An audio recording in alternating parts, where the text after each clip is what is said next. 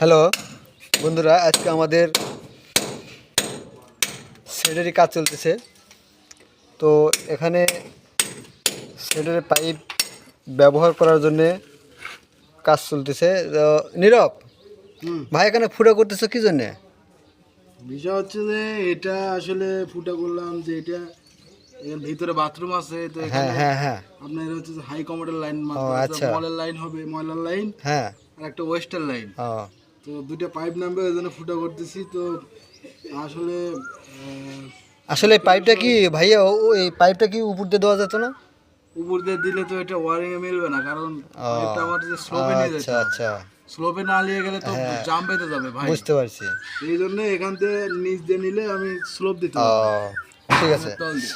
আসলে ভাই, এখানে যদি কানেশের উপর দিয়ে পাইপটি নিয়ে যাওয়া হয় তাহলে